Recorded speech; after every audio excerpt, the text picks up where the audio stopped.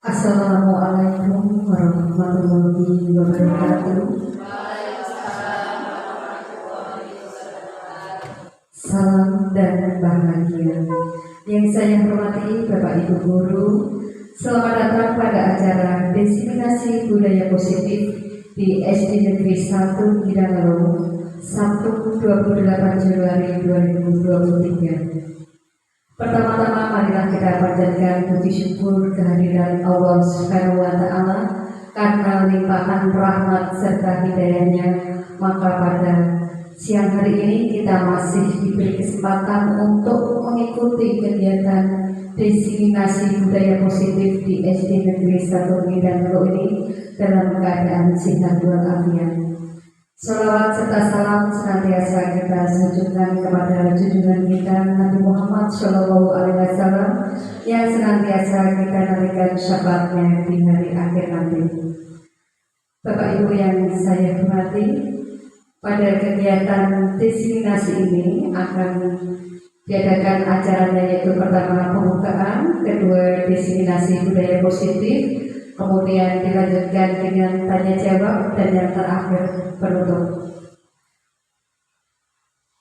Untuk memperlancar acaranya ini, marilah acara diseminasi budaya positif di SD Negeri 1 Gidangelo ini kita awali dengan membaca bacaan basmalah.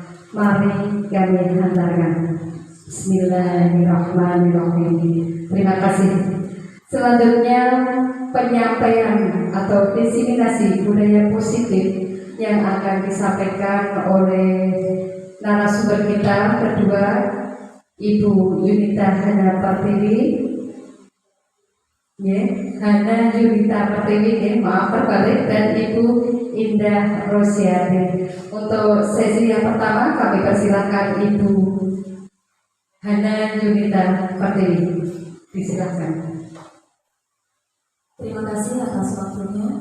Assalamualaikum warahmatullahi wabarakatuh. Kepada yang terhormat Ibu Wiwin Fatmawati selaku Kepala SDN 1 Gidangelo, kepada Bapak Ibu Guru, dan tenaga pendidikan di SDN 1 Tidanglo, dan juga Ibu Rina, selamat datang kami ucapkan. Ya, pertama-tama marilah kita panjatkan puji syukur atas kehadirat Allah Subhanahu wa taala yang telah melimpahkan rahmat serta karunia-Nya kepada kita sehingga kita dapat berkumpul di sini dalam acara diseminasi atau berbagi pemahaman dan pengalaman budaya positif CGP Angkatan 7 Kabupaten Jepara. Kedua kalinya sholawat serta salam senantiasa kita sanjungkan kemampuan beliau Nabi Agung Muhammad Shallallahu Alaihi Wasallam. Mudah-mudahan kita mendapatkan syafaatnya di hari kiamat nanti. Ketiga kalinya saya mengucapkan terima kasih kepada Bapak Ibu guru yang sudah meluangkan waktunya di sini untuk ikut berbagi pemahaman dan pengalaman budaya positif. Di sini saya tidak untuk menggurui ya Bapak Ibu, saya cuma berbagi saja, nanti kita berbagi pengalaman saja, kita saling sharing. Kalau misalnya nanti ada pengalaman yang saya ketahui, saya sampaikan ke Bapak Ibu guru. Itu juga sebaliknya, nanti kalau misalnya ada dari Bapak Ibu guru pengalaman yang mungkin bisa kita jadikan untuk pengalaman kita nanti mengajar anak-anak, bisa juga nanti share di sini. Langsung saja ya Bapak Ibu guru. Untuk yang pertama, kita langsung membahas saja untuk membangun budaya positif. Nanti ada beberapa konsep utama yang akan saya sampaikan. Yang pertama yaitu perubahan paradigma belajar. Yang kedua disiplin positif. Yang ketiga motivasi, hukuman dan penghargaan serta restitusi. Keempat keyakinan kelas. Kelima kebutuhan dasar manusia. 5 posisi kontrol restitusi, dan yang terakhir nanti segitiga restitusi.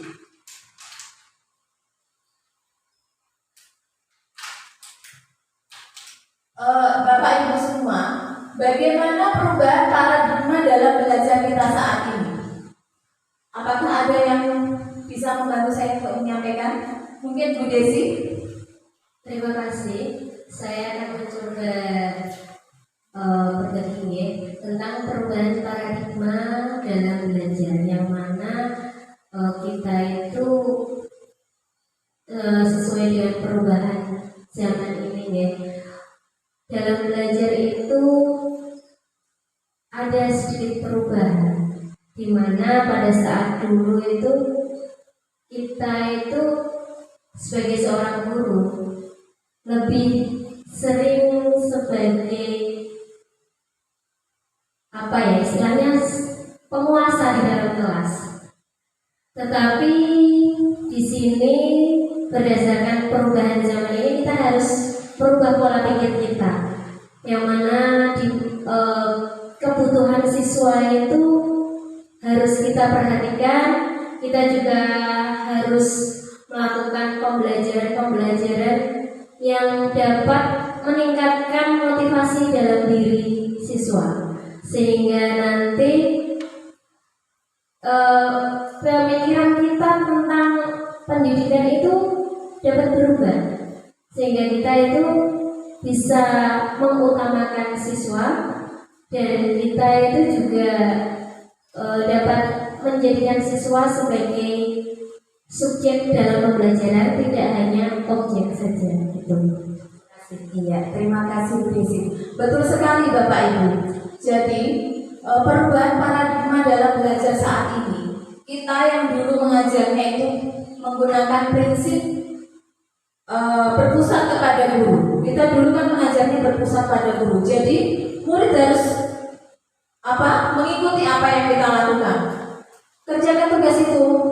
Terus misalnya praktekkan tugas itu. Jadi murid mengikuti kita. Kalau sekarang tidak bisa seperti itu Bapak Ibu.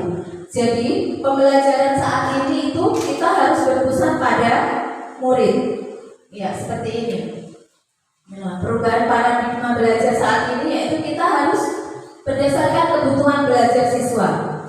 Kebutuhan belajar siswa itu berbeda-beda. Ya, pembelajaran berdiferensiasi juga berbeda-beda kebutuhan belajar siswanya. Jadi setiap anak tidak bisa disamaratakan dalam memberikan materi pembelajaran. Nah, ada anak-anak yang pintar di olahraga tapi agak kurang di materi akademik. Begitu juga sebaliknya, ada yang pintar di akademik dan untuk olahraganya agak kurang. Nah, itu nanti yang akan kita lakukan sebagai perubahan paradigma belajar kita melalui program Merdeka Belajar yang sudah dicanangkan oleh pemerintah saat ini. Ya, melalui profil pelajar Pancasila.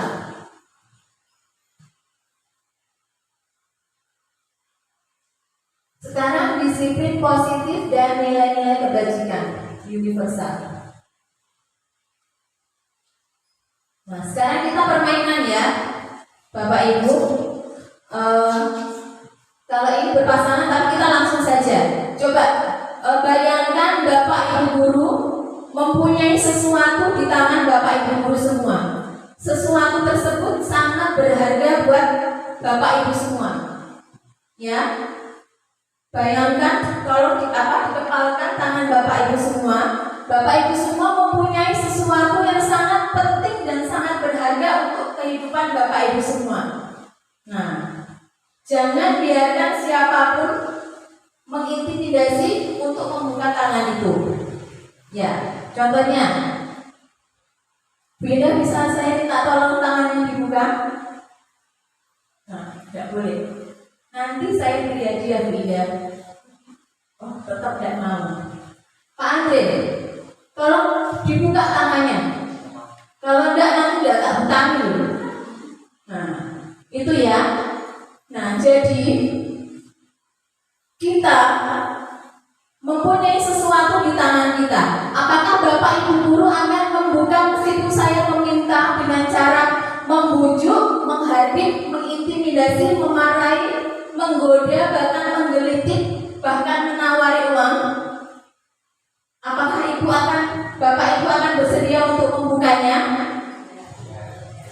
Apakah ada yang akan membukanya meskipun saya akan menawari hadiah HP-nya, mungkin HP-nya Bu Indah saya berikan? Tidak ada. Sekarang kita berdiskusi bersama-sama. Ada di kepala tangan Ibu, meskipun itu berguna buat orang lain, apakah tetap Bapak Ibu tidak akan memberikannya? Tetap tidak akan memberikannya? Meskipun itu mungkin lebih bermanfaat untuk orang lain. Bu Rina? Tergantung ya. Karena itu tergantung pada saya sendiri.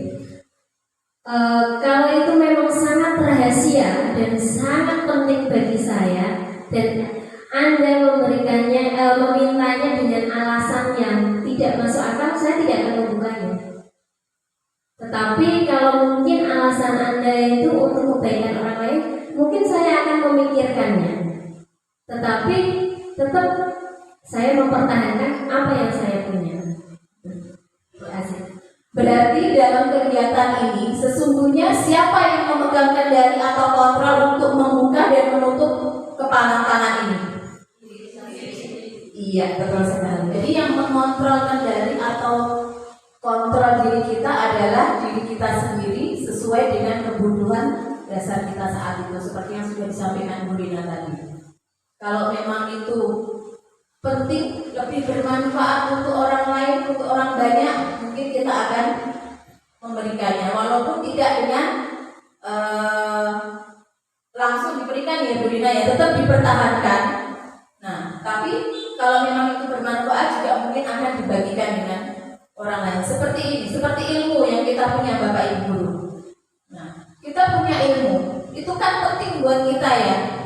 Nah, tapi sesuatu waktu murid kita menginginkan ilmu tersebut, apakah kita tidak akan memberikannya? Nah, itu tadi ya. Jadi yang memegang kendali atau kontrol diri kita adalah diri kita sendiri sesuai dengan kebutuhan dasar kita saat itu.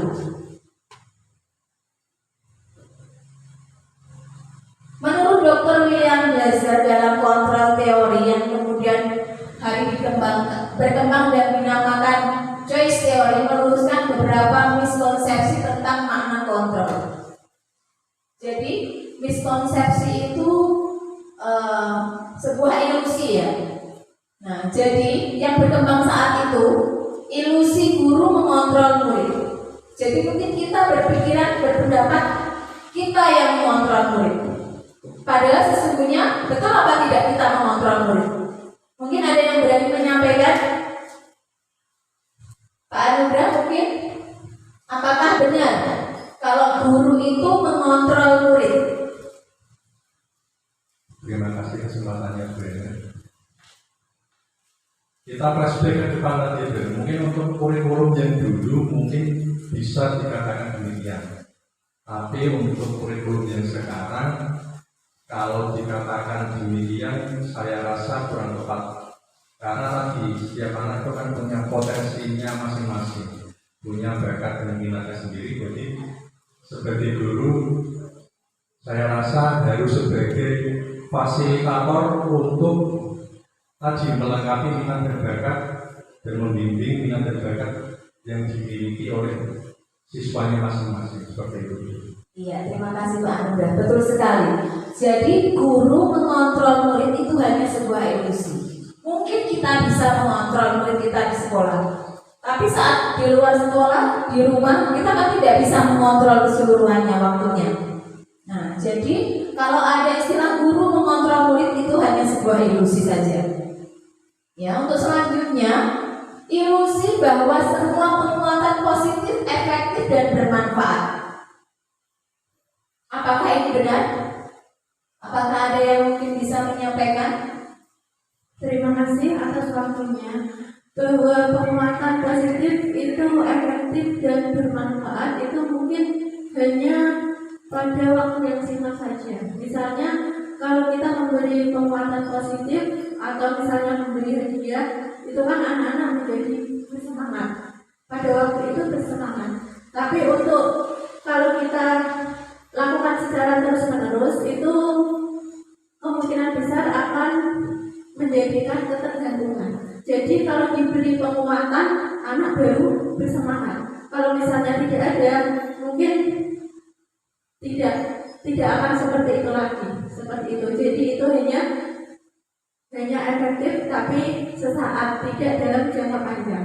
Terima kasih. Bahwa kritik dan membuat orang merasa bersalah dapat menguatkan karakter. Mungkin ada yang bisa menyampaikan ini maksudnya bagaimana? Oh ya, Bu Wiwin, silakan Bu Wiwin. Terima kasih. Saya hanya ingin menyampaikan apa yang menjadi pendapat saya bahwa kritik ilusi atau ilusi kritik dapat membuat orang merasa bersalah, dapat menguatkan karakter. Kalau menurut saya ini justru akan menjatuhkan si anak itu, guys, karena kritik itu bukan ya seperti yang telah ada ya, mungkin kritik bisa membangun, tetapi bagi anak-anak yang masih butuh bimbingan kita, kalau kita memberikan kritik yang merasa ini ya menyudutkan, itu justru akan membuat siswa itu merasa gagal ya. Merasa gagal, akhirnya dia akan menjadi frustasi.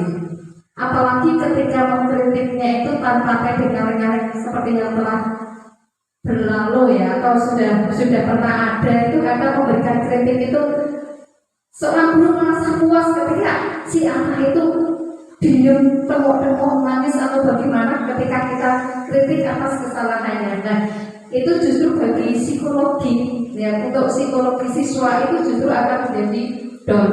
Dia merasa tidak berharga, dia merasa tidak berguna, akhirnya dia merasa gagal, sehingga akan membuat dia frustasi seperti itu. Jadi saya kira jika ingin mengkritik itu sebaiknya dilandasi dengan rasa kasih sayang, itu saja Bu. Terima kasih. Iya, terima kasih Bu Wiwin. Betul sekali. Jadi kritik dan membuat orang atau membuat anak merasa bersalah. Mungkin seketika itu mungkin anak akan patuh, menjadi patuh. Tapi itu juga akan nanti menanamkan rasa trauma kepada anak tersebut kalau terus-terusan dilakukan. Jadi mungkin anak tersebut patuhnya ya hanya pada saat berhadapan dengan gurunya saja. Nah, nanti pada saat di luar itu mungkin anak malah lebih berbuat salah lagi dari sebelumnya. Untuk selanjutnya yaitu ilusi bahwa orang dewasa memiliki hak untuk memaksa. Mungkin ada yang bisa menyampaikan ini maksudnya bagaimana? Mas yang dimaksud orang dewasa akan menyadari bahwa perilaku memaksa tidak akan efektif untuk jangka waktu panjang dan sebuah hubungan perusahaan akan terbentuk. Jadi itu ketika kita mengajarkan kepada siswa, biasanya untuk guru yang otoriter itu memaksa anak-anak, misalnya ketika ada pelajaran kayak matematika, anak dipaksa untuk belajar sesuatu yang sulit atau mungkin bagi anak-anak itu sangat sulit, tetapi harusnya belum diberikan kepada anak tersebut. Misalnya ketika anak kelas 2 itu dalam pembelajaran matematika belum ada perkalian misalnya gitu. Nah, itu sudah diajarkan untuk anak-anak dan anak-anak dipaksa untuk belajar menghafal sampai anak-anak itu terkadang ketakutan. Bahkan itu sampai ada yang membenci gurunya. Terima kasih Bu Anita, betul sekali. Ya, orang dewasa memiliki hak untuk memaksa, itu cuma ilusi. Ya. Oh, Bu Ida mau menambahkan mungkin? Oh, enggak jadi ya. Saya Bu Lia mau Oh, menambahkan. Bu Lia. Oh ya, silakan Bu Lia. Ya, ilusi bahwa orang dewasa memiliki hak untuk memaksa itu biasanya perilaku memaksa hanya akan menjadikan siswa menjadi kurang kreatif ataupun mandiri. Seperti itu. Terima kasih. Iya, betul sekali apa yang sudah disampaikan oleh Bu Anita dan Bu Lia tadi ya. Memiliki hak untuk memaksa itu hanya ilusi saja.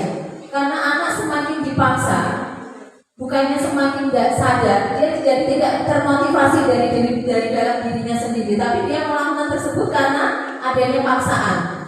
Nah, dari paksaan itu tadi juga bisa menyebabkan trauma, dendam juga seperti yang sudah disampaikan oleh Bu Anita tadi, dan juga bisa mematikan kreativitas anak-anak juga seperti yang sudah disampaikan oleh Bu Lia tadi. Ketika mendengar kata disiplin, apa yang terbayang di benak Bapak Ibu? Apa yang terlintas di pikiran Bapak Ibu? Hukuman, disiplin ya, disiplinkan, hukuman. Ada lagi mungkin? Yes, bukan. Makna kata disiplin. Kebanyakan orang akan menghubungkan kata disiplin dengan tata tertib, teratur, dan kepatuhan pada peraturan. Kata disiplin juga sering dihubungkan dengan hukuman seperti yang disampaikan oleh Bu Rina tadi. Padahal itu sungguh berbeda. Karena belajar tentang disiplin positif tidak harus dengan memberi hukuman. Justru itu adalah salah satu alternatif terakhir dan kalau perlu tidak digunakan sama sekali. Dalam budaya kita, makna kata disiplin dimaknai menjadi sesuatu yang dilakukan seseorang pada orang lain untuk mendapatkan kepatuhan. Kita cenderung menghubungkan kata disiplin dengan ketidaknyamanan. Nah, jadi kalau disiplin ya, wah itu tadi ya, merasa tidak nyaman, merasa harus mematuhi peraturan. Kalau saya tidak mematuhi peraturan, saya akan mendapatkan hukuman. Nah, padahal sesungguhnya tidak seperti itu disiplin. Selanjutnya, nilai-nilai kebajikan universal. Ya, tadi ada hubungannya dengan budaya positif tadi, disiplin positif tadi. Nilai-nilai kebajikan universal berarti nilai-nilai kebajikan yang disepakati bersama. Nilai-nilai kebajikan adalah sifat-sifat positif manusia yang merupakan tujuan mulia yang ingin dicapai setiap individu. Seperti yang telah dikemukakan oleh Dr. William Glasser pada teori kontrol tahun 1984, menyatakan bahwa setiap perbuatan memiliki suatu tujuan dan selanjutnya Pierre Gosset pada tahun 1998 mengemukakan bahwa dengan mengaitkan nilai-nilai kebajikan yang diyakini seseorang, maka motivasi intrinsiknya akan terbangun sehingga menggerakkan motivasi dari dalam untuk dapat mencapai tujuan mulia yang diinginkan. Nilai-nilai kebajikan universal. Nah, itu biasanya sekarang sudah dicanangkan pemerintah itu tujuan pendidikan sekarang yaitu salah satunya agar anak bisa menjadi profil pelajar Pancasila. Nah, pelajar profil Pancasila itu mempunyai beberapa dimensi ya Bapak Ibu ya. Yang pertama itu apa? beriman dan bertakwa kepada Tuhan yang Maha Esa dan berakhlak mulia. Terus selanjutnya mandiri. Selanjutnya bernalar kritis. Selanjutnya berkebinekaan global, bergotong royong dan kreatif. Ada lagunya ya Ibu ya, Bapak Ibu ya. Kita nyanyikan sama-sama biar lebih semangat. Ya, nanti saya juga karena saya juga agak lupa-lupa ingat. Ya, sama-sama. 1, 2, 3. Belajar Pancasila, beriman dan bertakwa pada Tuhan yang Esa dan berakhlak mulia, berkebinekaan global, gotong royong bersih, kreatif dan bernalar kritis. Iya, terima kasih Bapak Ibu semua, masih ingat ternyata lagunya. Selanjutnya, ya contoh-contoh penerapan nilai kebajikan. Dari gambar ini, kira-kira nilai-nilai kebajikan apa yang dapat diterapkan untuk anak-anak Bapak Ibu? Mungkin ada yang bisa membantu menjawab? Gotong royong, ada lagi? Iya, kebersihan bisa. Nilai-nilai kebajikan yang lain? Ya, kerjasama ya, tadi gotong royong juga bersama ya. Terus? Ya, menjaga hubungan antar siswa. Cinta tanah air juga bisa. Nah, iya bisa. Berakhlak cinta alam juga ya. Ya, cinta lingkungan. Betul sekali. Itu adalah nilai-nilai meskipun cuma sederhana, cuma membersihkan pekarangan. Itu ada banyak sekali nilai-nilai kebajikan yang bisa kita terapkan untuk anak-anak. Untuk selanjutnya, nilai kebajikan apa yang bisa kita terapkan pada kegiatan pada gambar di atas? Ya, saling menghormati orang yang lebih tua, menghormati guru. Ya, sopan santun bisa, tertib bisa, nah harus baris dulu ya. Mungkin ada lagi. Nilai kebajikan apa yang bisa diterapkan pada kegiatan ini? Nah, menghargai budaya, cinta tanah air, ya toleransi, ya kolaborasi juga, ya kekompakan juga bisa. Kreatif, nah banyak sekali ya. Meskipun satu kegiatan itu banyak sekali nilai-nilai kebajikan yang dapat kita terapkan kepada anak. Selanjutnya, materi yang selanjutnya yaitu teori motivasi, hukuman dan penghargaan serta restitusi.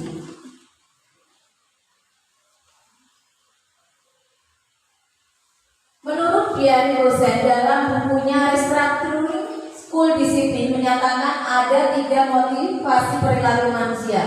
Yang pertama yaitu untuk menghindari ketidaknyamanan atau hukuman.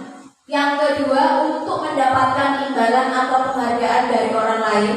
Yang ketiga untuk menjadi orang yang mereka inginkan dan menghargai diri sendiri dengan nilai-nilai yang mereka percaya. Nah, ini 3 perilaku 3 motivasi perilaku manusia. Sekarang mari berdiskusi bersama-sama. Menurut Bapak Ibu, dari ketiga jenis motivasi tadi, motivasi manakah yang saat ini paling banyak mendasari perilaku murid-murid Bapak Ibu di sekolah dan bagaimana cara mengatasinya? Tadi ya. Nomor 1, setuju? Iya. Rata-rata untuk anak-anak itu memang melakukan disiplin itu karena untuk menghindari ketidaknyamanan atau hukuman. Motivasinya itu ya. Jadi dia hadir tepat waktu karena takut kalau nanti terlambat dihukum oleh bapak ibu gurunya. Ada juga yang mungkin nomor 2 juga ya. Dia ingin melakukan sesuatu karena akan mendapatkan penghargaan dari orang lain. Tidak jauh-jauh, tidak usah membahas anak-anak. Kita pun, saya pun seperti itu. Ya, mungkin Mungkin ya, mudah-mudahan sih setelah kegiatan ini nanti kita semua bisa berubah menjadi lebih baik.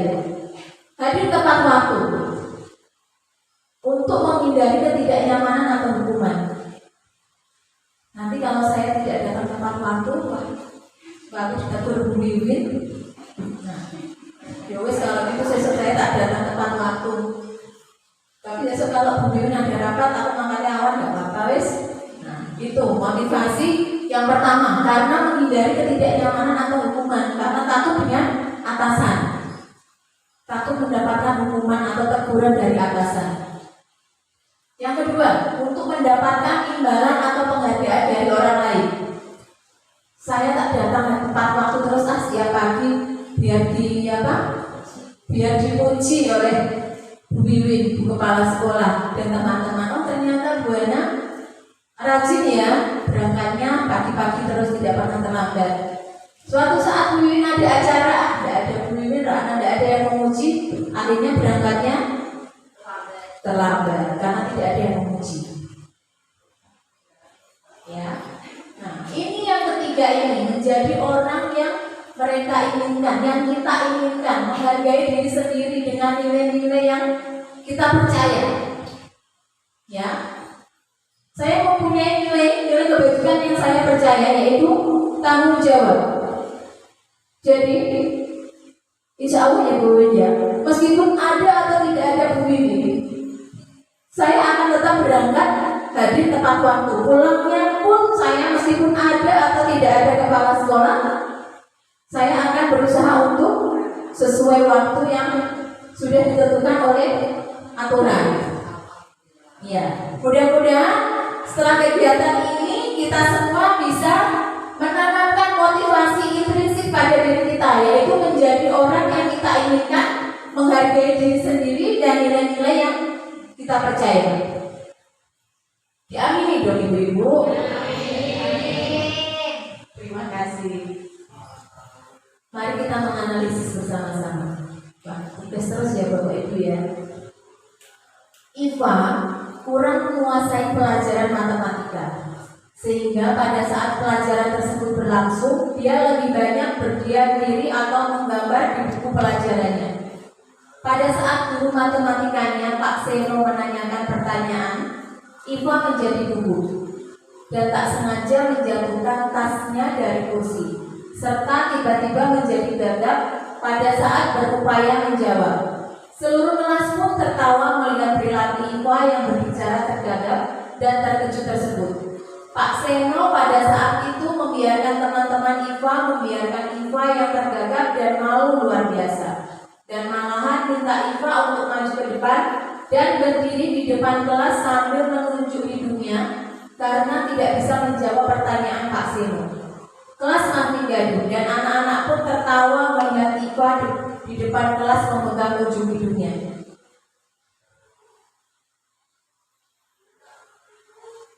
Apakah Bapak Ibu setuju dengan tindakan Pak Seno terhadap Iva? Apakah setuju? Mengapa? Mungkin ada yang mau menyampaikan. Kenapa tidak setuju? Bu Desi mungkin? Bu Rina?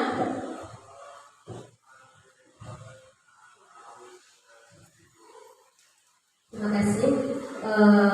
Saya tidak setuju dengan tindakan Pak Seno terhadap Iva, karena dengan Pak Seno yang memberikan hukuman kepada Iva itu secara tidak langsung melukai harga diri Iva, sehingga Iva menjadi malu, kurang percaya diri, bahkan rasa percaya dirinya itu bisa hilang.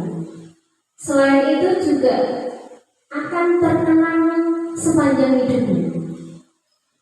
Seharusnya sebagai seorang guru kita itu harus dapat mengayomi anak. Akan tetapi yang dilakukan oleh Pak Seno ini lebih pada penghakiman. Seharusnya Pak Seno yang tadi menanyakan dulu alasan Iva itu, kenapa Iva itu berdiam diri. Kita harus mencari tahu dulu alasannya apa, Dan mau bagaimanapun alasannya, hukuman yang seperti yang dilakukan oleh Pak Seno itu tetap tidak dibenarkan karena bisa melukai harga diri anak dan akan terkenang sepanjang hidupnya. Gitu. Iya, terima kasih Bu Rina. Betul sekali Bapak Ibu. Jadi apa yang dilakukan Pak Seno itu kita semua sepakat untuk tidak setuju ya. Karena itu tadi benar yang sudah disampaikan oleh Bu Rina. Selain karena melukai perasaan Iva, nah kita kan tidak tahu apa yang sebenarnya terjadi sama Iva. Mungkin dia sedang melamun memikirkan entah di keluarganya ada masalah apa, kita kan tidak tahu. Jadi kita tidak bisa langsung mengejas anak tersebut, kamu salah seperti itu, kamu harus dihukum. Nah harusnya kita tidak berbuat seperti yang Pak Seno lakukan. Karena dengan kita melakukan seperti itu, menyakiti hatinya, betul seperti yang sudah disampaikan oleh Bu Rina, itu akan membuat anak menjadi trauma. Nah, kalau sudah trauma mungkin bisa juga seperti yang sudah diceritakan oleh Bu Anita tadi, bisa menyebabkan dendam kepada guru tersebut.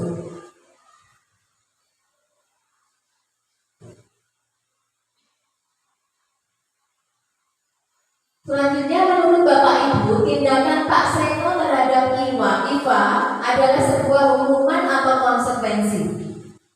Mengapa demikian? Mungkin ada yang bisa menjawab? Bida mungkin? Ya.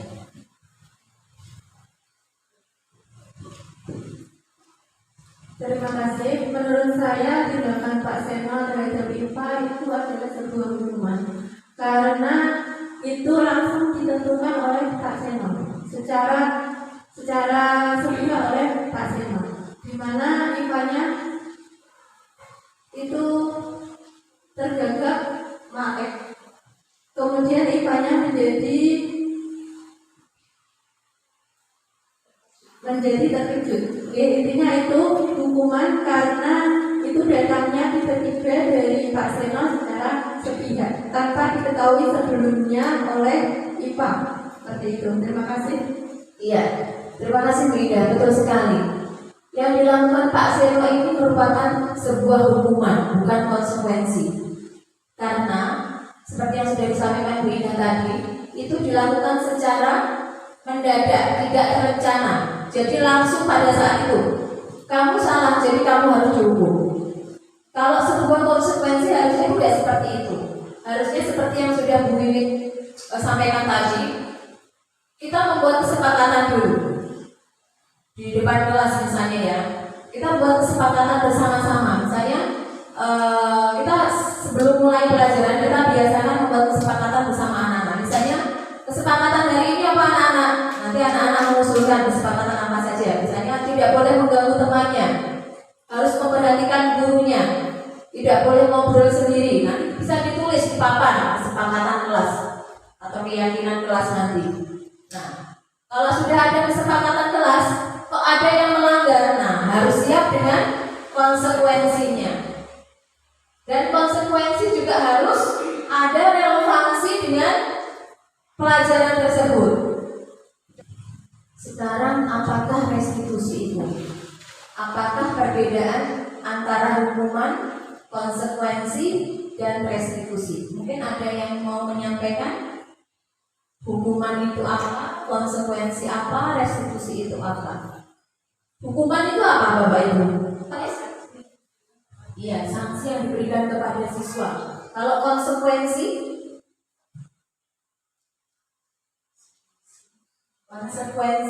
menanggung melanggar, tapi pelanggaran tidak, tapi dari sudah yang bersatu kita bersama. Oh iya. Konsekuensi itu akibat yang harus ditanggung setelah melakukan kesepakatan ya Bu ya, setelah kesepakatan terjadi. Restitusi? Yaitu restitusi itu istilahnya itu kita membuat siswa itu untuk memperbaiki kesalahannya, membantu siswa bagaimana dia itu memperbaiki kesalahannya sendiri. Iya. Jadi beda ya Bapak Ibu ya antara hukuman, konsekuensi dan restitusi. Sekarang kita lihat di sini. Ini dia restitusi. Restitusi adalah proses menciptakan kondisi bagi murid untuk memperbaiki kesalahan mereka sehingga mereka bisa kembali kepada kelompok mereka dengan karakter yang lebih kuat. Itu menurut Gosen tahun 2004. Restitusi juga merupakan proses kolaboratif yang mengajarkan murid untuk mencari solusi untuk masalah mereka dan membantu murid berpikir tentang orang seperti apa yang mereka inginkan dan bagaimana mereka harus memperlakukan orang lain. Itu pada Johnson Gosen tahun 1996.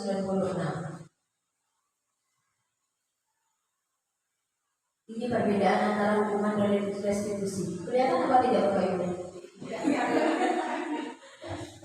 Ya, tadi ya. Untuk hukuman seperti intinya sama tadi. Kalau hukuman itu biasanya diberikan secara langsung, tidak terencana, mendadak saat itu juga tanpa ada kesepakatan. Sedangkan untuk konsekuensi biasanya diawali dengan kesepakatan terlebih dahulu. Nah, untuk restitusi itu biasanya menyelesaikan masalah anak, tapi anak diajak untuk berdiskusi, berpikir nanti anak tersebut mau jadi apa, mau seperti apa. Nah, kalau anak-anak sudah menyampaikan keinginannya tersebut untuk menjadi seperti apa, misalnya ada anak yang terlambat, jangan langsung dijudge atau dihakimi, dihukum. Kamu terlambat, silahkan kamu lari 50 kali misalnya. Tapi ditanyakan dulu, alasan kamu terlambat kenapa? Ya, mungkin dia ada masalah di rumah, mungkin ada terkendala saat perjalanan. Selanjutnya dicari solusinya. Kira-kira nanti supaya kamu tidak terlambat, apa yang kamu lakukan? Biar anak mencari sendiri solusinya. Nah, kalau dia sudah mencari sendiri, sudah tahu nanti saya akan seperti apa, nah itu kan akan lebih tertanam pada diri anak tersebut.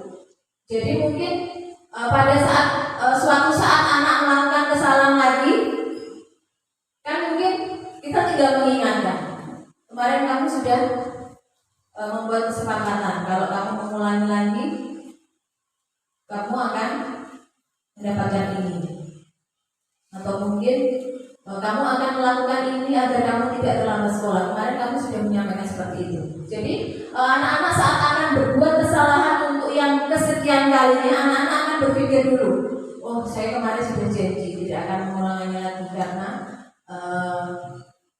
kemarin saya sudah janji sama Bapak Ibu guru. Jadi untuk anak-anak melakukan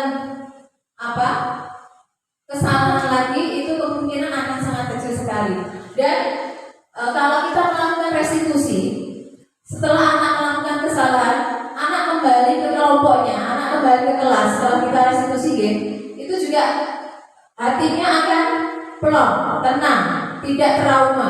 Iya, betul sekali. Restitusi itu ya semacam, ya benar, pengobatan juga, karena itu kan untuk memperbaiki diri anak tersebut. Nah, ini tadi ya perbedaan. Hukuman bersifat tidak terencana atau tiba-tiba. Anak atau murid tidak tahu apa yang akan terjadi dan tidak dilibatkan. Jadi guru asal memberi hukuman saja. Hukuman bersifat satu arah dari pihak guru yang memberikan, dan murid hanya menerima suatu hukuman tanpa melalui suatu kesepakatan atau pengarahan dari pihak guru baik sebelum atau sesudahnya. Hukuman yang diberikan bisa berupa fisik maupun psikis. Murid atau anak disakiti oleh suatu perbuatan atau kata-kata, sementara disiplin dalam bentuk konsekuensi sudah terencana atau sudah disepakati, sudah dibahas dan disetujui oleh murid dan guru. Umumnya bentuk-bentuk konsekuensi dibuat oleh pihak guru atau sekolah, dan murid sudah mengetahui sebelumnya konsekuensi yang akan diterima bila ada pelanggaran. Pada konsekuensi, murid tetap dibuat tidak nyaman untuk jangka waktu yang pendek. Jadi seperti tadi ya, konsekuensinya tadi, misalnya terlambat, anak sudah sudah di restitusi tadi, ditanya alasannya apa-apa, anak tetap mendapatkan konsekuensi. Konsekuensinya misalnya lari, itu untuk jangka pendek. Untuk jangka panjangnya kan anak bisa memperbaiki dirinya masing-masing. Nah ini dihukum oleh penghargaan. Penghargaan yang diberikan kepada murid dengan cara yang tidak tepat dapat berdampak negatif, bahkan dapat mengurangi motivasi intrinsik murid. Ini bertentangan dengan prinsip disiplin positif, yakni menumbuhkan motivasi intrinsik dalam diri murid. Oleh karena itu, jika kita ingin menumbuhkan kesadaran dalam diri murid, kita perlu menghindari pemberian penghargaan. Nah, yang pertama, penghargaan memberikan pengaruh jangka pendek dan jangka panjang. Mungkin Bapak Ibu guru ada yang mau menyampaikan maksudnya bagaimana? Penghargaan memberikan pengaruh jangka pendek dan jangka panjang. Dengan pengaruh jangka pendek maksudnya seperti tadi, saat kita memberikan penghargaan, misalnya untuk anak kelas 1 ya, permen tadi, karena kamu nilainya bagus 100,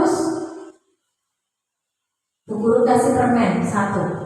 Jangka pendek dia senang sekali, bangga, oh saya dapat nilai 100. Tapi kalau itu dilakukan secara terus menerus, jangka panjang, itu sudah merupakan bukan penghargaan lagi, ya permen. Terus tahu gitu. Ya, untuk selanjutnya penghargaan yang menghukum. Maksudnya bagaimana penghargaan yang menghukum ini sepemahaman saya nih, penghargaan atau hadiah atau dalam bentuk apapun itu awalnya memang membuat merasa senang dan merasa bangga.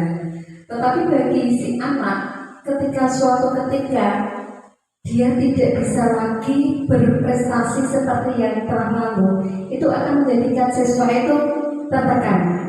Atau bisa kita rombak, ketika sudah menerima penghargaan itu, siswa kan harus konsekuen, harus mempertahankan diri, dan rata-rata temannya itu sudah memberikan label dia itu siswa prestasi, dia itu bagus, dia itu pintar ini. Nah, ketika dia suatu ketika tidak bisa mempertahankan itu akan menjadikan dia merasa tertekan dan juga merasa dihukum itu. Terima kasih. Saya ingin menambahkan sedikit saja tentang penghargaan menghukumnya. Ini saya setuju dengan apa yang disampaikan oleh Bu Wiwin. Ini seringkali kita lakukan tetapi kita tidak sadar, yaitu adalah ranking. Setiap sudah membudayai ranking anak itu berapa, ranking 1, 2, 3. Ternyata pemberian ranking yang kita sebutkan sebagai penghargaan sebenarnya itu menghukum. Di satu pihak, anak-anak yang tidak mendapatkan ranking, dia itu merasa terhakimi kalau dia itu mendapatkan label yang bodoh. Padahal setiap anak itu memiliki keunikan tersendiri, memiliki prestasinya sendiri, mungkin di bidang akademik maupun non-akademik. Yang berikutnya ini juga seperti yang disampaikan oleh Bu Wiwin, pengalaman pribadi sendirinya. Dengan adanya ranking, anak-anak yang mendapatkan label prestasi pada saat tidak bisa mempertahankan prestasi itu rasanya sangat sakit sekali. Saya sudah pernah merasakan itu, pernah nilai saya turun, prestasi saya turun, saya tidak berani memberikan rapot saya kepada orang tua saya. Itu pengalaman pribadi saya. Makanya dari pengalaman pribadi saya itu sendiri, setiap anak tanya, Bu saya peringkat berapa? Semuanya prestasi, semuanya juara di bidangnya masing-masing. Ada yang memang juaranya di matematika, ada yang di bahasa, ada yang mungkin di olahraga. Begitu Bu menurut saya. Iya, terima kasih Bu Rina dan Bu Wiwin. Betul sekali yang disampaikan oleh Bu Wiwin dan Bu Rina tadi. Jadi penghargaan yang menghukum itu, kita memberikan penghargaan, tapi kalau kita tidak bisa mempertahankan, itu merupakan hukuman yang sangat menyakitkan untuk diri kita sendiri. Sama seperti seperti ranking tadi. Mungkin kita memberi penghargaan ranking 1 untuk si anak ini, tapi kita tidak memikirkan perasaan yang tidak mendapatkan ranking. Nah, sudah nanti di situ di rumah nanti juga dapat omelan dari bapak ibunya di rumah, orang tuanya di rumah. Kamu itu tidak bisa dapat ranking. Itu loh anaknya si itu ranking 1. Nah, itu hanya karena ranking saja kita niatnya memberikan suatu penghargaan. Ternyata itu ada sebuah hukuman untuk anak yang tidak mendapatkan ranking. Mungkin itu juga ya Bu ya yang membuat sistem perankingan saat ini di rapot sudah dihapus. Mungkin ini maksudnya. Itu juga masuk di situ, penghargaan merusak hubungan ini. Ya, penghargaan merusak hubungan. Nah, biasanya rata-rata ya, mungkin tidak semua. Anak yang ranking 1, anak pintar berprestasi, mungkin kan menyebabkan anak yang lain itu menjadi iri. Nah, untuk selanjutnya, penghargaan mengurangi ketepatan.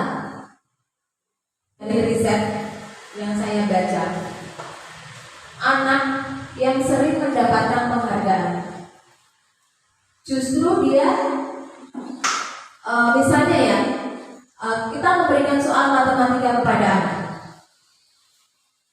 Bagi yang bisa menyelesaikan soal tersebut, kita mendapatkan penghargaan. Nah, yang tidak mendapatkan penghargaan, dia akan berusaha untuk mencari belajar istilahnya, belajar lebih lagi agar bisa mendapatkan penghargaan tersebut. Nah, pada akhirnya malah justru yang sering mendapatkan penghargaan, malah justru dapat mengurangi ketepatan saat menjawab soal tersebut. Ya, terus selanjutnya penghargaan tidak efektif, sama yang disampaikan Bida di awal materi kita tadi Bida ya. Pemberian penghargaan itu tidak efektif kalau diberikan secara terus-menerus. Selanjutnya juga penghargaan menurunkan kualitas. Nah, jadi kalau kita terlalu sering memberikan penghargaan, kualitas anak juga akan menurun. Kenapa bisa seperti itu Bapak Ibu? Saat kita memberikan penghargaan, misalnya dia sudah dicap diberi penghargaan di anak kita. Nah, ya ini tidak semua ya Ibu, tapi berdasarkan riset itu kebanyakan seperti itu. Anak yang terlalu sering diberi penghargaan, dia itu malah terlena Bapak Ibu. Alah, aku pinter, aku gak usah sinau aja dapat ranking 1. Nah, kualitasnya akan menurun. Terus penghargaan mematikan kreativitas, itu juga hampir sama. Nah, saya belajar sedikit gini aja sudah dapat penghargaan, ngapain saya belajar lebih-lebih lagi? Nah, contohnya di olahraga, ya, saya sudah latihan sudah bisa misalnya untuk sepak takraw ya, ini contohnya ya. Saya bisa semes gini saja sudah menang juara 1, ngapain saya harus semes yang bulu-bulu? Nah, jadinya karena dia terlalu sering mendapatkan penghargaan, jadi dia mematikan kreativitasnya. Dan yang terakhir ini penghargaan mengurangi motivasi intrinsik. Jadi dia belajar berprestasi bukan karena ada motivasi dari dalam dirinya sendiri, tapi karena pengen mendapatkan penghargaan dari orang lain, dari gurunya, pengen mendapatkan pujian dari gurunya, seperti itu. Nah, ini ya. Jadi restitusi merupakan proses kolaboratif yang mengajarkan murid untuk mencari solusi untuk masalah mereka dan membantu murid berpikir tentang orang seperti apa yang mereka inginkan dan bagaimana mereka harus memperlakukan orang lain. Itu teori Charles Gosset tahun 1996. Nah, ini ciri-ciri restitusi. Ya, restitusi bukan untuk menebus kesalahan, namun untuk belajar dari kesalahan. Restitusi memperbaiki hubungan.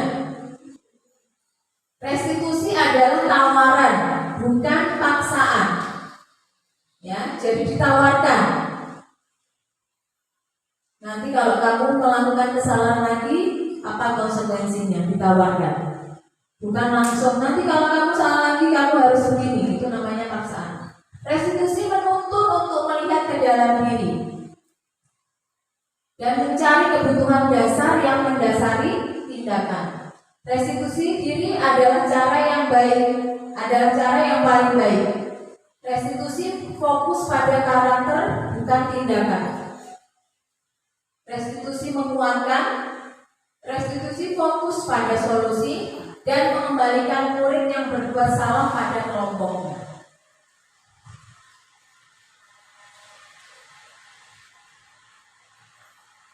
Iya, mungkin hanya itu saja yang dapat saya sampaikan. Nanti selanjutnya bisa digantikan oleh Ibu Indah Rusiati.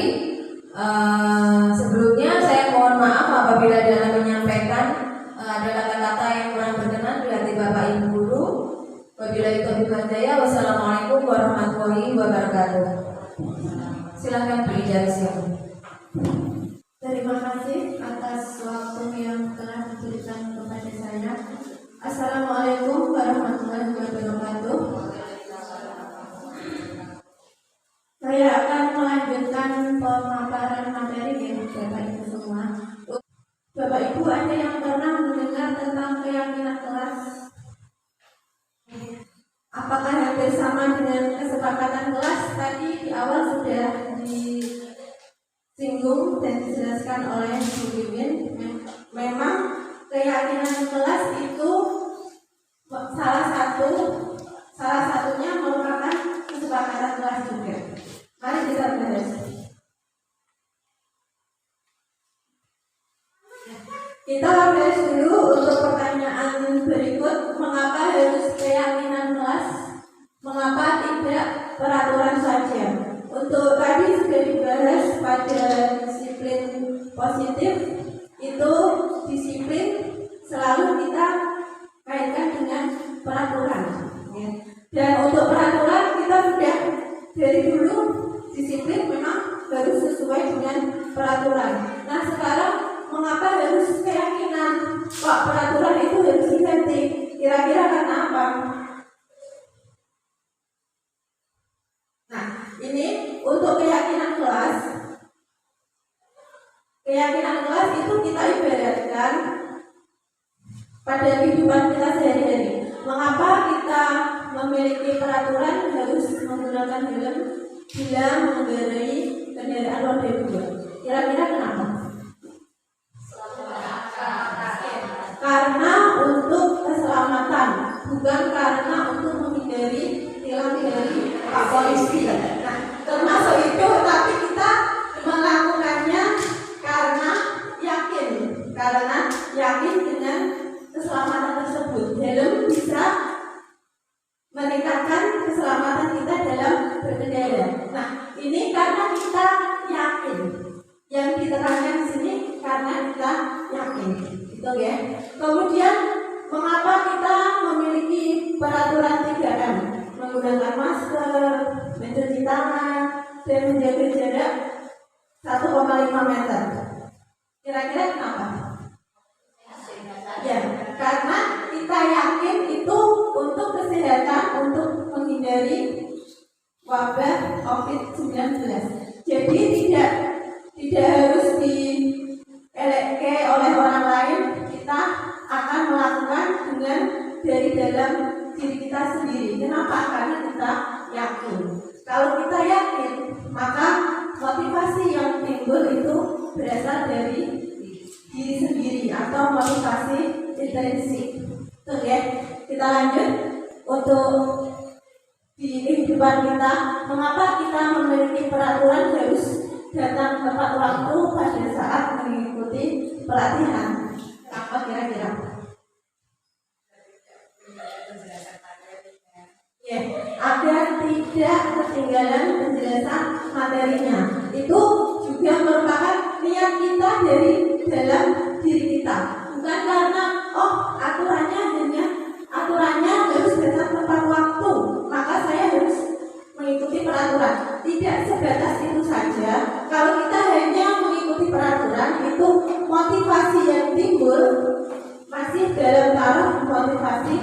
eksternal. Tapi kalau kita sudah yakin seperti buah tadi dia bisa menguasai materi, itu sudah termasuk dalam keyakinan dari dalam diri kita sendiri. Itu kira-kira perbedaan antara peraturan dan keyakinan. Nah, untuk mendukung motivasi intrinsik, kita kembali ke nilai-nilai atau keyakinan-keyakinan yang lebih menggerakkan seseorang dibandingkan mengikuti serangkaian peraturan. Untuk peraturan di sekolah misalnya, peraturan yang membuat siapa Bapak Ibu? Ya, yang membuat biasanya adalah kepala sekolah dengan guru atau dengan ditambah komite ya, atau wakil wali murid. Padahal untuk peraturan sendiri itu tidak hanya untuk guru atau kepala sekolah saja, tapi untuk semua, untuk murid juga ya, semua warga sekolah. Tapi untuk peraturan murid tidak dilibatkan. Nah, itu bedanya nanti antara peraturan dengan keyakinan kelas. Kalau peraturan murid tidak tahu kok bisa disuruh datang tepat waktu, itu kenapa? Murid tidak tahu alasannya.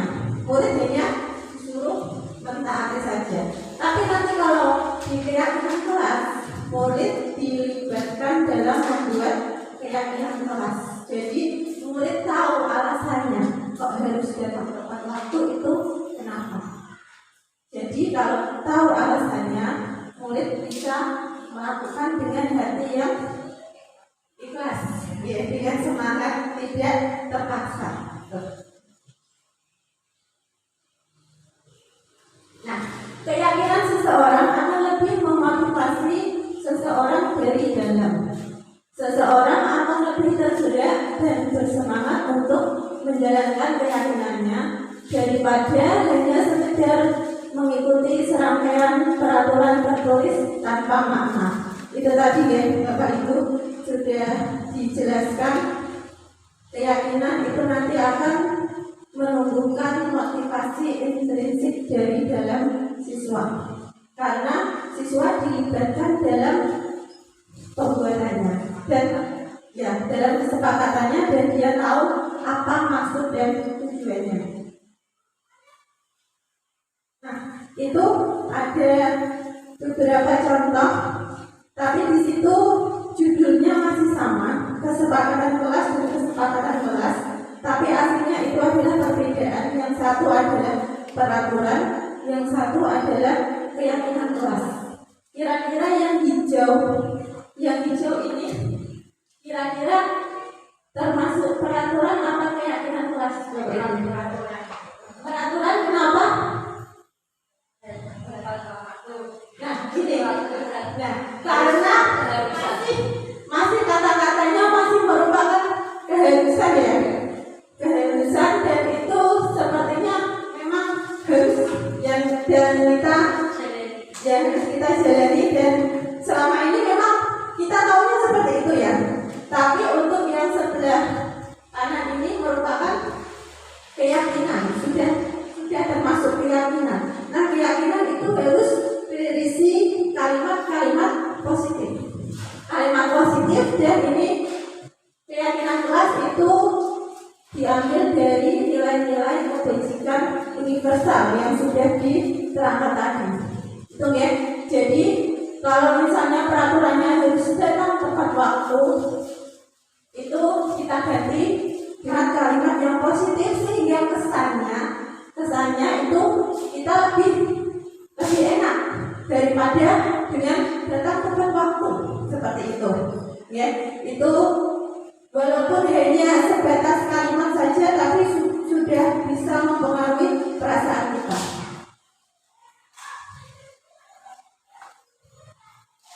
Nah, ini perbedaan antara peraturan dan keyakinan kelas.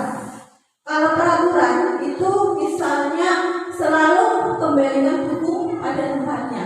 Namun untuk keyakinan itu kita ganti dengan kalimat positif dan mengambil dari nilai kebajikan universal tadi. Misalnya kita harus bertanggung jawab. Kemudian dilarang mengganggu orang lain. Kalimatnya berubah menjadi Kemudian hadir di sekolah 15 menit sebelum pembelajaran. Itu bisa diganti dengan menghormati orang lain, komitmen pada tujuan. Yang kelas ini kalimatnya positif sehingga jangkauannya juga lebih luas dan dirasa lebih enak didengar dan enak dilaksanakan. Nah, untuk pembentukan keyakinan sekolah atau keyakinan kelas itu sendiri, keyakinan kelas lebih bersifat abstrak daripada peraturan yang lebih rinci dan konkret. Lebih abstrak dari nilai-nilai kebajikan universal tadi.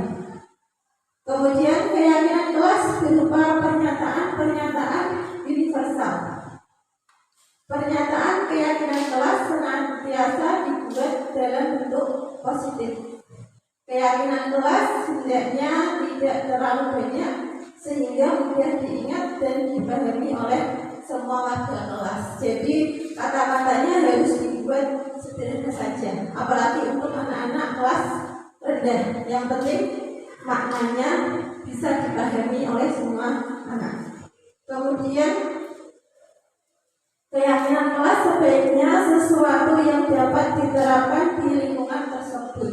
Jadi harus sesuai dengan keadaan nyata di sekolah. Tidak hanya copy paste atau mengikuti sekolah-sekolah unggulan, tapi harus disesuaikan dengan keadaan-keadaan di sekolah secara nyata. Kemudian semua warga kelas hendaknya ikut berkontribusi dalam pembuatan keyakinan kelas lewat kegiatan curah pendapat. Jadi ini ya, keyakinan kelas itu tadi melibatkan semua warga. Misalnya kelas, ya semua warga yang ada di kelas. Kalau misalnya sekolah, ya semua warga yang ada di sekolah. Untuk kelas misalnya kan ada guru dan ada murid. Jadi guru memfasilitasi murid untuk menyampaikan pendapatnya. Semua anak diberi kesempatan yang sama. Kemudian dicatat, kemudian tidak serta-merta semua dijadikan ke dalam keyakinan, tapi ada yang dipilah-pilah, dikelompokkan, mana yang merupakan satu arti atau satu makna, kemudian dipilah-pilah lagi, disosialisasikan kepada anak-anak lagi. Kenapa yang dipilih itu, apa maksudnya, apa tujuannya, kemudian dijadikan keyakinan kelas. Jadi untuk membuat keyakinan kelas ini melibatkan semua anak yang ada di kelas. Kemudian bersedia meninjau kembali keyakinan kelas dari waktu ke waktu. Jadi keyakinan ini sifatnya fleksibel, tidak kaku. Misalnya 1 tahun itu terus tidak, tapi fleksibel, dapat ditinjau kembali sesuai dengan kebutuhan. Ini salah satu contoh pembentukan keyakinan kelas yang sudah kami praktekkan. Yang pertama itu adalah curah pendapat tentang peraturan yang perlu disepakati di sekolah atau di kelas. Ini melibatkan semua anak yang ada di kelas dan guru memandu dan memfasilitasi. Kemudian mencatat semua masukan-masukan dari para murid atau warga sekolah di papan tulis atau di kertas besar. Kemudian itu kalimat-kalimat mungkin yang sama dikelompokkan, kemudian untuk kalimatnya diganti dalam bentuk kalimat yang positif. Kemudian ditinjau ulang kembali keyakinannya secara bersama-sama. Kemudian setelah ditinjau ulang, ya semua warga kelas dipersilakan meninjau ulang dan menyetujuinya. Setelah disetujui, maka keyakinan kelas bisa diletakkan di dinding atau di tempat yang mudah terlihat oleh siswa. Ini tadi keyakinan kelasnya tidak harus dengan kata-kata yang rumit, tapi dengan kata-kata sederhana yang mudah dipahami oleh siswa. Kemudian untuk materi yang selanjutnya adalah 5 kebutuhan dasar manusia. Ternyata manusia itu dalam melakukan semua tindakannya itu setelah dilakukan penelitian itu untuk memenuhi di antara 5 kebutuhan dasar ini. Nah, apa saja 5 kebutuhan dasar manusia? Nah, ini untuk kebutuhan dasar manusia itu ada yang paling utama, yang pertama dan paling utama itu adalah yang di lingkaran putih, yaitu kebutuhan dasar untuk bertahan hidup. Bertahan hidup itu untuk meliputi sandang, pangan, papan, dan rasa aman. Semua manusia ya Bapak Ibu untuk kebutuhan dasarnya memang semua itu sandang, papan, pangan, dan rasa aman. Nah, setelah kebutuhan bertahan hidup ini terpenuhi, baru kebutuhannya melebar. Kemungkinan yang kalau kita sudah nyaman, kesehatan sudah terpenuhi, sandang papan itu kita bisa melebar kebutuhannya untuk kasih sayang dan rasa diterima. Kasih sayang dan rasa diterima ini meliputi kesempatan, kolaborasi, dan adanya ikatan emosional. Kemudian setelah itu mungkin kebutuhannya adalah kebebasan. Kebebasan itu apa yang kita butuhkan? Itu misalnya kita butuh untuk mandiri. Kita butuh untuk mendapat kesempatan dalam membuat pilihan dan tanggung jawab. Atau kita butuh menyuarakan pendapat. Kita juga butuh kesempatan untuk mencoba hal-hal yang baru. Itu contoh kebutuhan dasar untuk kebebasan. Kemudian ada lagi untuk kesenangan. Kesenangan ini adalah menikmati yang dilakukan dengan konsentrasi tinggi. Ini contohnya apa Bapak Ibu? Contohnya adalah hobi. Kemudian kebutuhan dasar yang berikutnya adalah penguasaan. Penguasaan di sini seseorang merasa kompetensinya harus diakui, didengar, tidak merasa dikontrol, kemudian mempunyai jiwa pemimpin atau mengamati hal-hal baru. Nah, kebutuhan dasar ini ternyata untuk tiap orang itu berbeda-beda. Namun, kalau kebutuhan dasar tidak terpenuhi, kira-kira apa yang terjadi, Bapak Ibu? Ya, bisa rasa marah, emosi. Nah, ya, rasa marah, emosi, frustasi itu akhirnya akan menimbulkan perbuatan yang tidak menyenangkan atau perbuatan yang tercela, negatif. Oleh karena itu, terutama 5 kebutuhan dasar ini harus terpenuhi, atau jika tidak terpenuhi maka dampaknya seseorang akan menimbulkan perilaku yang negatif. Jadi kalau kita memiliki murid, misalnya dia melakukan perilaku yang negatif, kita harus menelusurinya. Tidak bisa kita langsung menentukan, oh si A yang dibutuhkan misalnya kebebasan. Tidak seperti itu.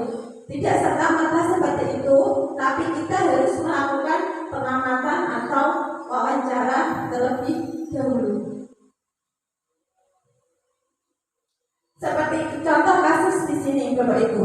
Ibu Ani, guru kelas 5 di SD Pelita Hati, sedang bingung menghadapi ulah salah satu murid di kelasnya, namanya Agus. Beberapa anak telah datang dan mengeluhkan Agus yang seringkali meminta bekal makan siang mereka dengan paksa. Jika Anda menghadapi situasi seperti Ibu Ani, apa yang akan Anda lakukan?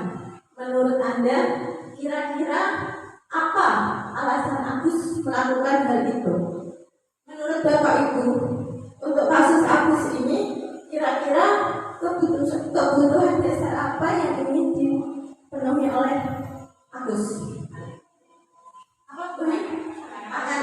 Ya, pangan berarti untuk bertahan hidup. Ada lagi Bapak Ibu yang memiliki pendapat lain? Mungkin kasih sayang bisa. Ya, untuk Bu Hena mungkin kasih sayang bisa. Ada yang lain lagi? Penguasaan juga bisa. Penguasaan juga bisa, kesenangan juga bisa dari Ibu Rina. Ya, intinya kita tidak bisa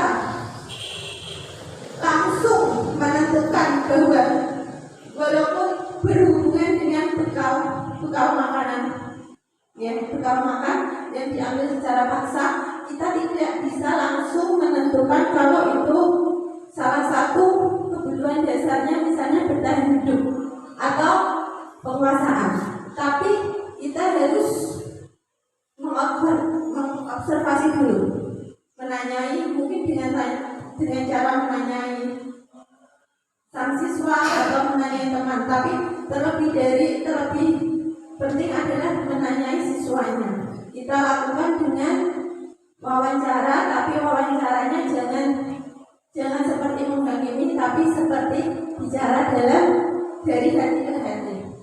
Ibu Ani, sebaiknya mencari tahu alasan Agus melakukan tindakan tersebut agar mengetahui kebutuhan mana yang sedang berusaha dipenuhi Agus. Nah, misalnya Agus menjawab bahwa ia lapar dan orang tuanya tidak membawakan bekal makan siang. Mungkin kebutuhan yang ingin dipenuhi Agus adalah untuk bertahan hidup karena berhubungan dengan makan tadi. Tapi ternyata tidak semua anak yang berkecukupan dalam pangannya itu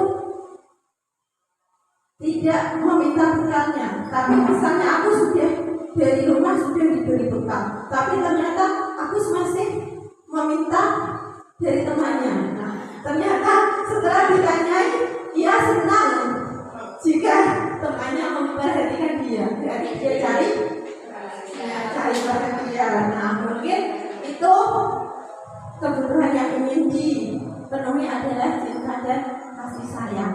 Mungkin ada anak yang seperti itu ya Bapak Ibu.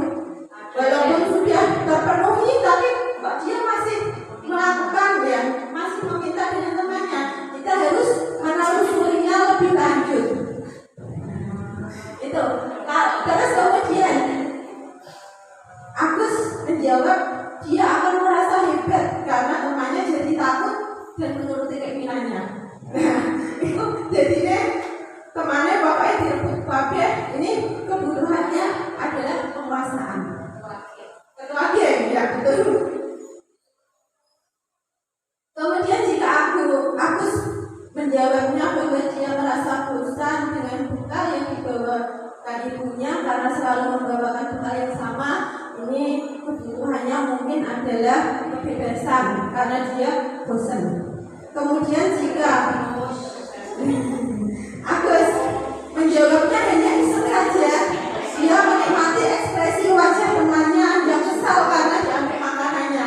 Nah, berarti ibu cantik ya Bapak Ibu. Nah, ternyata itu kebutuhannya adalah kesenangan. Jadi intinya kita tidak bisa langsung menentukan kalau itu kebutuhan apa yang ingin dipenuhi, tapi kita harus mengobservasi atau mewawancarainya terlebih dahulu. Nah, untuk dunia yang berkualitas Anda adalah tempat khusus dalam pikiran Anda, tempat Anda menyimpan gambaran representasi dari semua yang Anda inginkan. Bisa berisi orang-orang, hal-hal, dan apa saja yang terbaik dalam hidup Anda dan membuat Anda merasa bahagia dan terpenuhi kebutuhan dasar Anda. Nah, untuk dunia berkualitas ini mungkin setiap orang, setiap anak berbeda-beda. Tuh, kira-kira ada yang bisa menggambarkan dunia berkualitas yang bagaimana yang ada dalam pikiran Bapak Ibu? Ada yang mau menceritakan? Kalau saya ya, saya akan merasa sangat bahagia sekali jika saya bisa menyalurkan atau memberikan apa yang saya punya kepada anak-anak, dan anak-anak tersebut bisa berkembang potensinya, berkembang sesuai dengan potensinya. Misalnya saya punya sedikit ilmu untuk mengajarkan anak-anak di bidang olahraga. Saya akan merasa bahagia sekali kalau anak-anak yang saya ajarkan itu bisa berprestasi di tingkat kecamatan, kabupaten, provinsi, bahkan ke tingkat nasional. Itu merupakan kebahagiaan saya di sekolah. Untuk yang di rumah juga hampir sama. Saya ingin mempunyai keluarga yang sakinah, mawaddah, warahmah, mempunyai anak-anak yang soleha, insya Allah soleh juga. Sebagian besar untuk keluarga sama ya Bapak Ibu.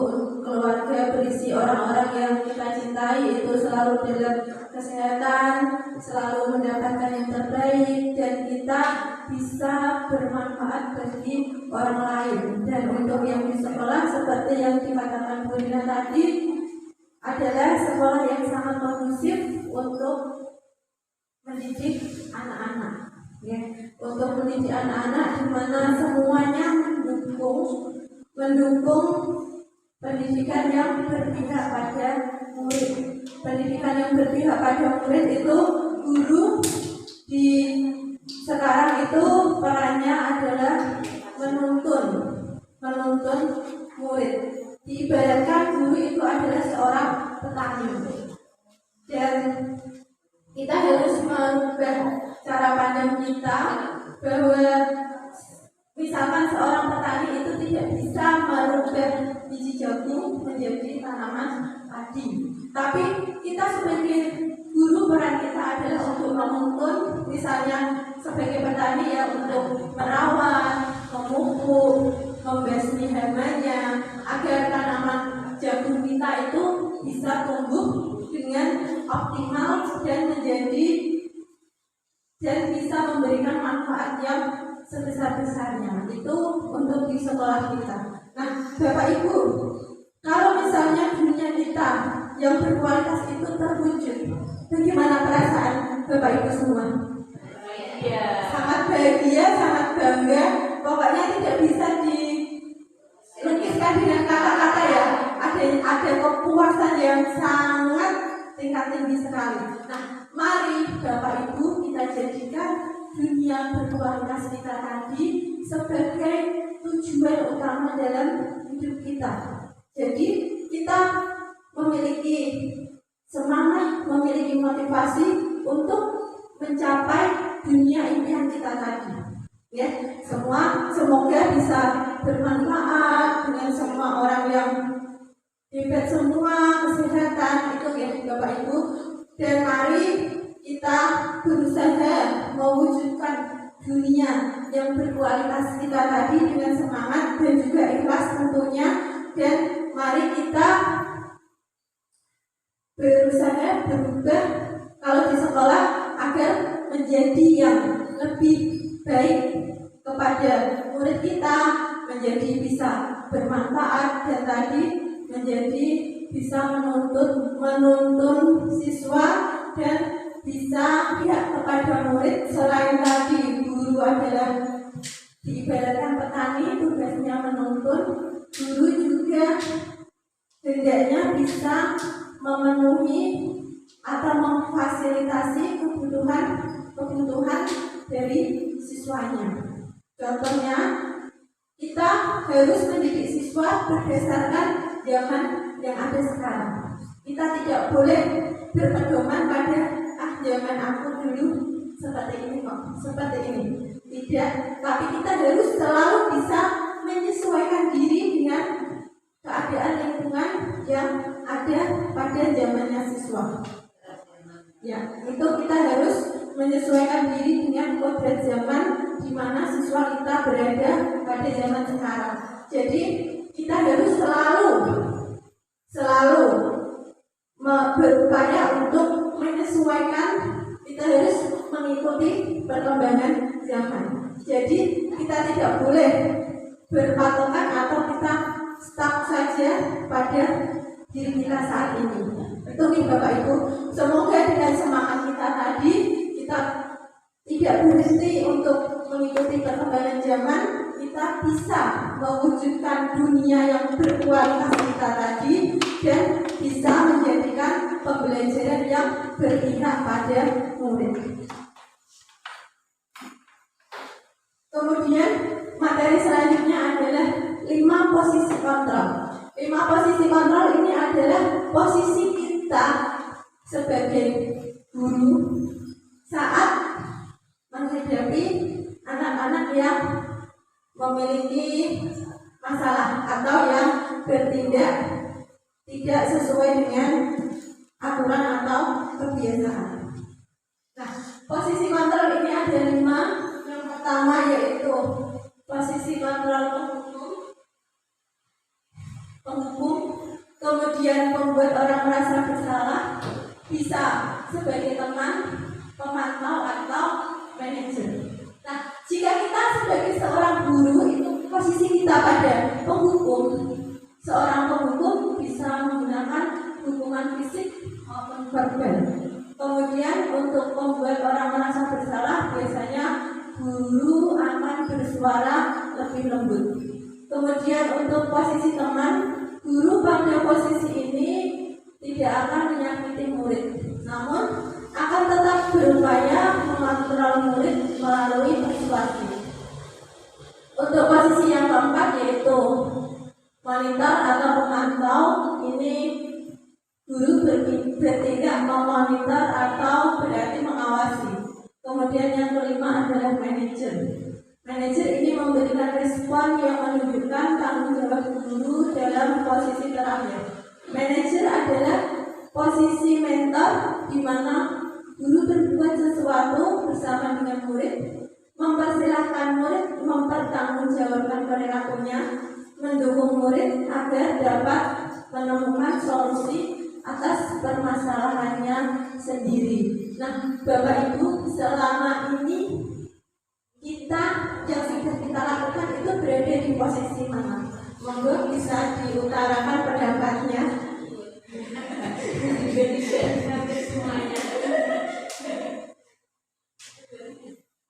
Satu, dua, tiga, kalau bedanya.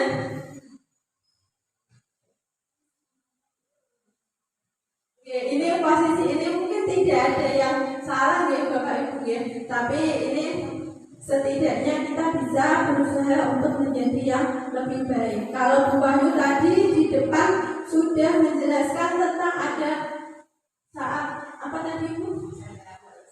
Ya, membuat kesalahan atau terlambat, Bu Wahyu melakukan pembicaraan dari hati ke hati dengan siswa sehingga siswa bisa menyadari dan akhirnya dia tidak mengulangi kesalahannya. Nah, walaupun selama ini kita tidak tahu ya, mungkin baru kali ini dengan semua mendengar 5 posisi kontrol, tapi sejatinya yang dilakukan Bu Wahyu tadi itu sudah termasuk ke posisi yang ke-5, ya. Ya, walaupun kita tidak tahu istilahnya, tapi aslinya kelima-limanya itu sudah pernah kita lakukan. Betul ya Bapak Ibu ya. Walaupun mungkin kadarnya ada yang sering, ada yang agak jarang gitu, tapi intinya kelima-limanya sudah pernah melakukan semua. Betul ya Bapak Ibu ya. Untuk posisi yang terbaik adalah yang manajer. Oleh karena itu nanti kita berusaha untuk menempatkan posisi kita pada posisi yang manajer.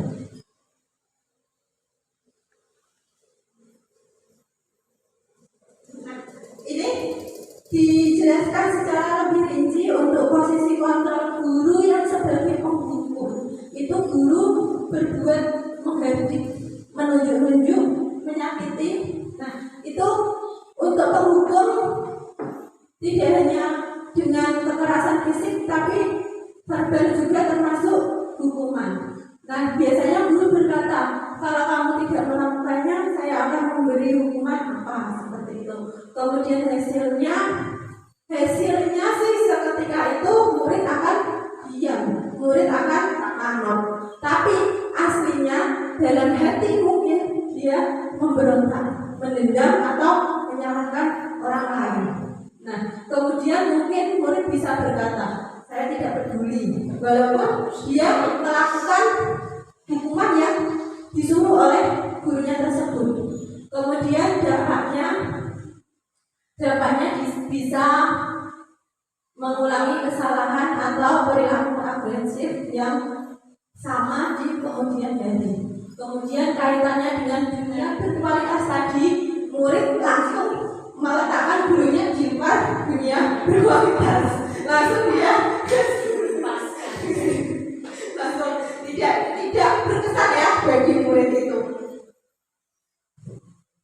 Kemudian untuk posisi kontrol membuat orang merasa bersalah, itu guru biasanya berceramah menunjukkan kekecewaan yang mendalam. Kamu ini yang benar, harusnya seperti ini, seperti ini, tidak boleh. Hanya berceramah. Kemudian gurunya bisa berkata, kamu sudah mengecewakan guru. Bagaimana sih Bu Guru sudah capek-capek mengajar kamu, tapi kamu tidak memperhatikan seperti itu. Apakah kamu tidak kasihan dengan Bu Guru? Pernah Bapak Ibu mengalami itu? Kalau saking jengkelnya, kamu gak kasihan, Bu Indah sampai sudah teriak-teriak, kamu masih seperti itu. Nah, itu adalah membuat orang merasa bersalah. Hasilnya murid akan menyembunyikan, menyangkal atau berbohong. Karena tadi, apa kamu tidak kasihan dengan Bu Indah? Nah, mungkin murid juga terpengaruh itu, kasihan. Kemudian walaupun hatinya masih dongkol, dia juga berbohong. Maafkan saya Bu, seperti itu ya. Kemudian dampaknya pada murid, nah kalau diceramahi, dibuat kamu mengecewakan, kamu sudah mengecewakan, itu dampaknya pada murid akan menjadi rendah diri. Kemudian dia juga akan merasa gagal dan tidak berharga. Kaitannya dengan dunia berkualitas, murid mungkin meletakkan guru di dalam dunia berkualitas. Mungkin bisa diletakkan.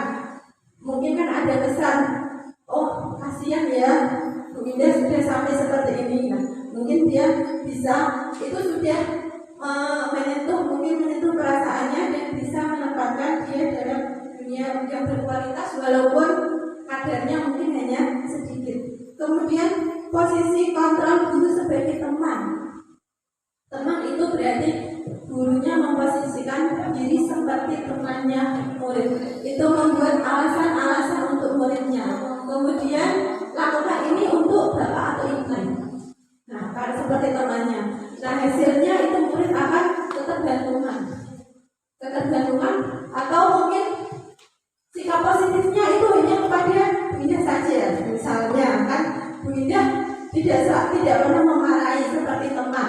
Nah, mungkin dia patuhnya hanya pada Bu Indah. Sama Bu Indah karena sering dimarahi itu tadi misalnya beda lagi.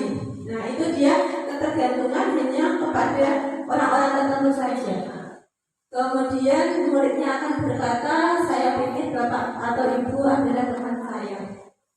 Dampaknya pada murid tergantung, tidak bisa mandiri dan tidak bisa memutuskan karena dia bergantung dengan sosok teman tadi.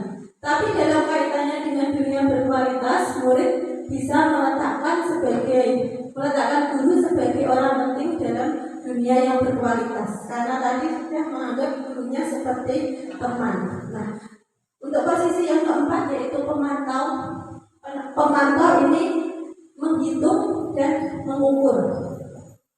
Menghitung dan mengukur ini hubungannya dengan konsekuensi atau keyakinan yang sudah dibuat sebelumnya. Misalnya, apa peraturannya, apa konsekuensinya, apa yang telah kamu lakukan. Berarti guru sebagai pemantau ini dia menentukan, misalnya si A melakukan kesalahan, misalnya kesalahan tidak mengerjakan PR, dia mengingatkan bahwa kalau tidak mengerjakan PR konsekuensinya apa. Nah itu. Murid akan menyesuaikan diri hanya jika jika diawasi saja. Jadi misalnya tidak ada Pak Guru, mungkin dia akan tidak tertib seperti itu. Kemudian murid akan berkata, jika sudah melakukan hal tersebut saya akan mendapat apa. Misalnya kalau saya datang terlambat, saya akan konsekuensinya saya akan misalnya mengejar materi yang ketinggalan saat istirahat, sehingga dia waktu istirahatnya akan berkurang. Nah, muridnya itu pikirannya hanya pada apa yang akan didapatkan. Dampaknya murid hanya menitik beratkan pada dampak pada diri sendiri saja, mendapatkan hadiah atau hukumannya. Kemudian mungkin kaitannya dengan dunia berkualitas, murid bisa meletakkan guru dan peraturan di dalam dunia berkualitasnya. Kemudian yang terakhir adalah untuk posisi manajer. Manajer tadi adalah guru mengajukan pertanyaan-pertanyaan. Kemudian misalnya guru berkata, apa yang kita yakini itu berdasarkan keyakinan yang sudah disepakati tadi. Apa yang bisa kau kerjakan untuk memperbaiki masalah ini. Jadi bedanya manajer dengan pemantau. Pemantau itu langsung menentukan kesalahannya apa, konsekuensinya apa. Tapi kalau manajer, guru bertanya apa alasannya murid melakukan seperti itu, kemudian bertentangan dengan keyakinan apa yang kita yakini, dan murid sendiri yang menentukan atau yang memperbaiki masalahnya. Jadi solusinya itu yang menentukan adalah murid sendiri. Jadi manajer ini hanya mengajukan pertanyaan dan mengarahkan untuk siswa dapat memperbaiki diri. Lama-kelamaan hasilnya siswa akan menjadi pribadi yang kuat yang bisa menyelesaikan masalahnya sendiri, karena tadi difasilitasi oleh seorang guru yang menjadi manajer. Kemudian murid akan berkata, bagaimana caranya saya bisa memperbaiki keadaan. Itu solusinya timbul dari dalam murid sendiri. Kemudian dampaknya adalah murid dapat mengevaluasi diri, bagaimana cara memperbaiki diri. Kemudian kaitannya dengan dunia berkualitas, murid meletakkan dirinya sebagai individu yang positif dalam dunia berkualitas. Mari kita melakukan yang terbaik, yaitu di posisi manajer. Apakah kita harus di posisi manajer terus, Bapak Ibu? Tidak harus ya. Untuk ini, untuk di modul yang budaya positif, kita tidak diharuskan wajib harus di posisi manajer terus. Tapi setidaknya kita berada pada posisi pemantau atau manajer. Jadi untuk yang di posisi pertama penghukum, sebisa mungkin kita hindari. Jadi Bapak Ibu sebisa mungkin kata-kata, walaupun kita berkata itu secara spontan kita juga kadang tidak memikirkan dampaknya, tapi kita semaksimal mungkin harus menjaga bicara kita, jangan sampai menyakiti murid secara verbal. Nah, untuk posisi kontrol tadi ini ternyata untuk penghukum itu adalah menumbuhkan motivasinya adalah eksternal, dan penghukum itu menimbulkan identitas yang gagal. Perilaku kontrol negatif itu untuk yang posisi kontrol menghukum dan membuat orang merasa bersalah, hanya menumbuhkan motivasi eksternal, menimbulkan identitas gagal, dan perilaku kontrolnya negatif. Dan untuk yang posisi teman dan pemantau itu motivasinya masih dalam ranah motivasi eksternal, tapi sudah berhasil menumbuhkan identitas pada diri anak. Kemudian perilaku kontrol yang positif itu pada teman dan pemantau. Tapi untuk yang manajer itu sudah bisa menimbulkan motivasi intrinsik dari dalam siswa tadi, karena siswa diajari untuk tadi mengambil solusi dari kita pelajari kebutuhan dasar apa yang ingin dipenuhi oleh murid tadi. Anak dikaitkan dengan keyakinan yang dilanggar, kemudian anak diarahkan untuk mencari solusinya sendiri. Jadi itu motivasinya termasuk intrinsik karena sudah mengakui suatu keyakinan dan identitasnya termasuk berhasil, kontrol dalam dirinya positif, itu posisi manajer. Nah, posisi mana kita selama ini tadi sudah dijawab, kemudian posisi mana yang paling ideal kita lakukan, tentu saja yang paling ideal adalah manajer. Namun apabila tidak bisa, kita mengambil posisi pemantau atau manajer. Nah, kemudian ini materinya adalah segitiga restitusi. Ini ada hubungannya dengan restitusi yang disampaikan Bu Hana tadi. Restitusi adalah proses untuk memperbaiki kesalahan murid, di mana murid bisa kembali ke kelompoknya dengan positif. Oke. Nah, untuk segitiga restitusi ini merupakan tahapan tindakan yang dilakukan guru untuk membawa siswa mentaati kesepakatan kelas yang telah diciptakan dan mengakui secara sadar dan terbuka ketika melakukan kesalahan serta merasakan kenyamanan ketika sudah berperilaku jujur. Untuk segitiga restitusi ini mewakili pendidikan yang berpihak pada murid, kemudian 5 posisi kontrol, kemudian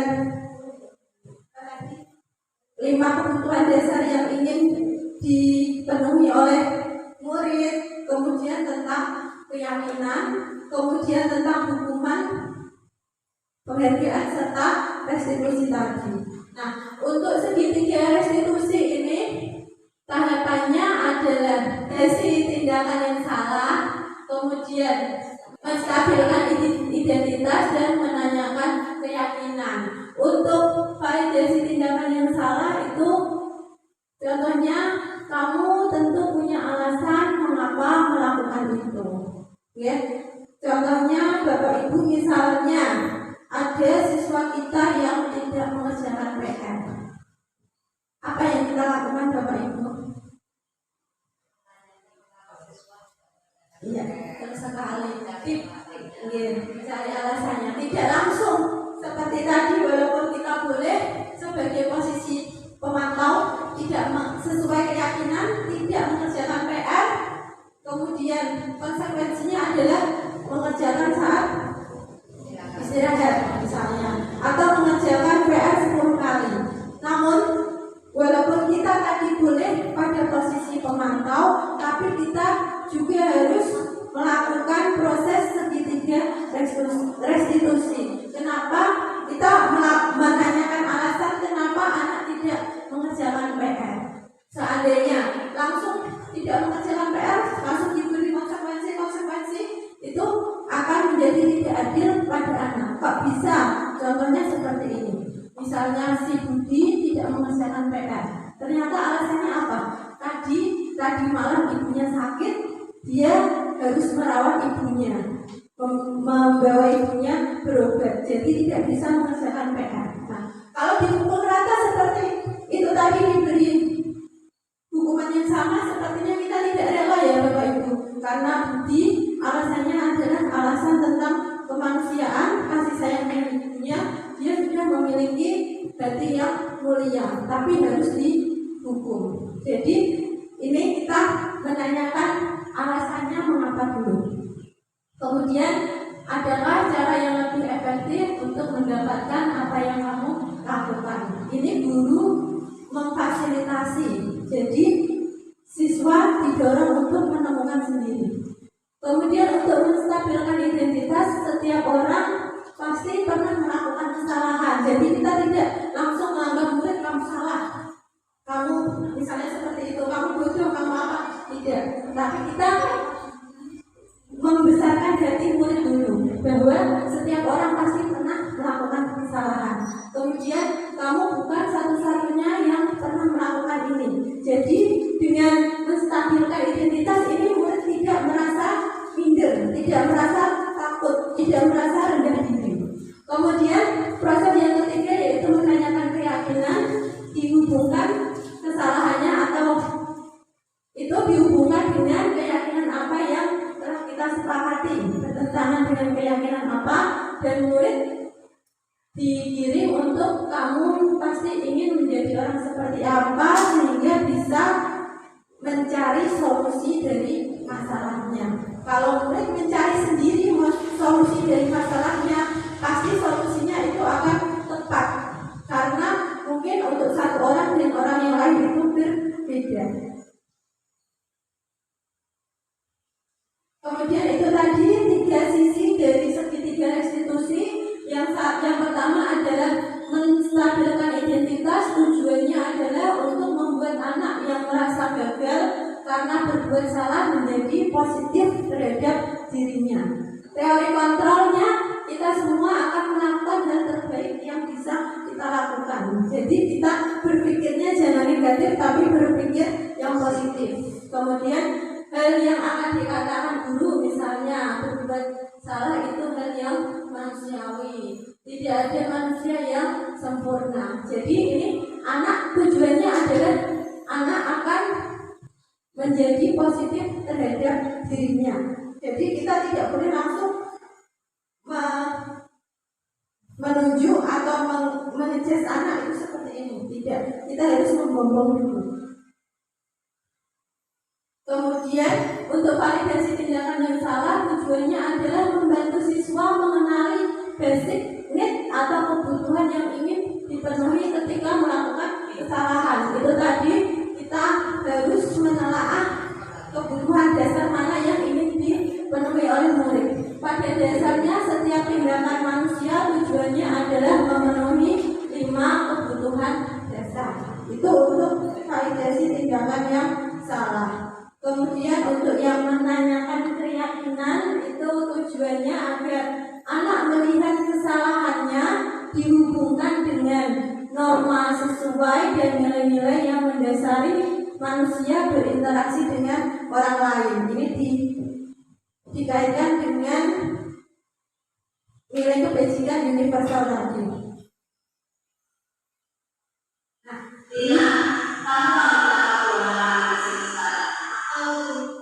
Ini Bapak Ibu contoh segitiga restitusi yang pernah dilakukan oleh Bunda.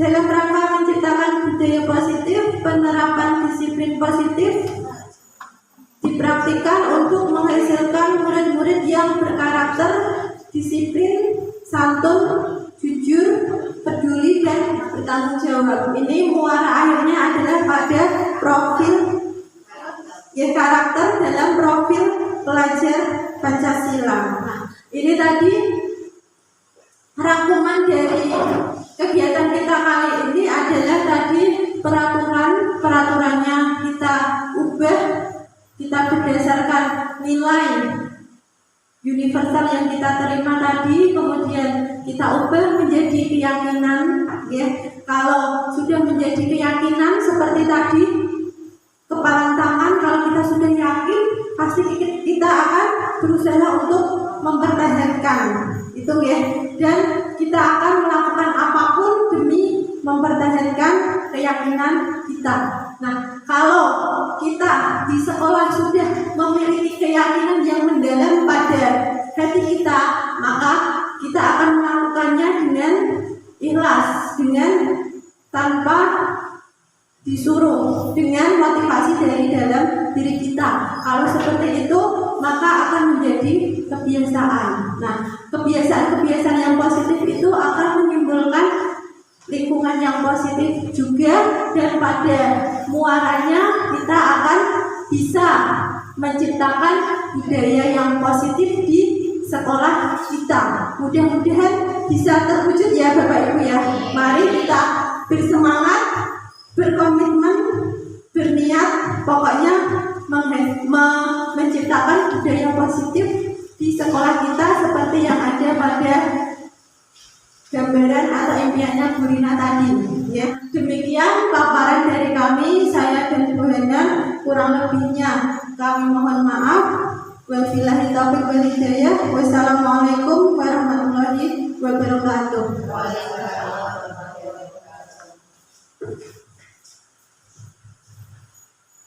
Bapak Ibu, demikianlah tadi pemaparan budaya positif dari Mbak Hana dan Mbak Indah. Sekarang kita buka pertanyaan, ya, sesi pertanyaan, tapi cukup 2 pertanyaan saja. Semoga Bapak Ibu yang ingin bertanya. Saya mewakili, saya tak bertanya, tapi ini pertanyaannya gampang, ya. Tapi cukup mungkin bisa mewakili.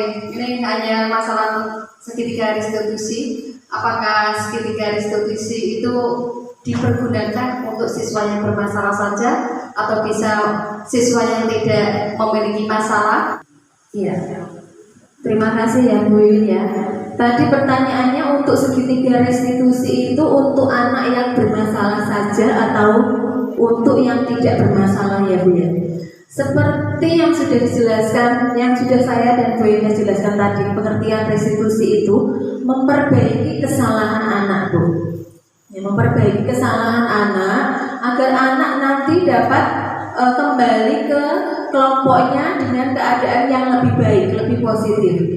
Nah, jadi dengan kata lain, kita berusaha untuk memperbaiki kesalahan-kesalahan yang anak-anak tersebut lakukan, agar anak-anak tersebut tidak mengulangi perbuatan tersebut tanpa menyakiti perasaan anak tersebut, dan anak tersebut bisa kembali ke kelompoknya dengan hati yang plong, tanpa ada tertekan, tanpa ada trauma, dan tanpa ada dendam. Begitu Bu Win. Mungkin Bu Indah mau menambahkan? Intinya sama. Terus mungkin untuk tadi anak yang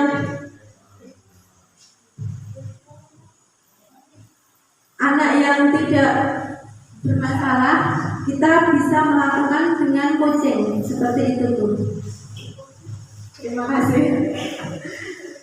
Oke, terima kasih, jawaban yang sangat memuaskan, ya. Jadi itu tadi rangkuman dari narasumber bahwa segitiga restitusi itu memang diperuntukkan untuk siswa yang bermasalah, sehingga bisa menemukan solusi untuk memperbaiki dirinya sendiri, mengobati dirinya sendiri melalui pemikiran-pemikiran atau pendapat yang menurut siswa itu sendiri, ya. Bapak Ibu yang saya hormati, demikianlah tadi pemaparan budaya positif di SD Negeri 1 Bidanglo. Semoga apa yang telah disampaikan oleh 2 narasumber, yaitu Mbak Indah dan Mbak Hana, dapat bermanfaat untuk kita semuanya. Karena waktu sudah menunjukkan pukul 12.55, maka kita akhiri diseminasi ini. Mari kita tutup dengan bacaan hamdalah bersama. Alhamdulillahirobbilalamin. Demikian, apabila ada kurang maupun lebihnya, saya sebagai moderator mohon maaf. Akhirul kalam, wabillahi taufiq wal hidayah. Wassalamualaikum warahmatullahi wabarakatuh. Waalaikumsalam.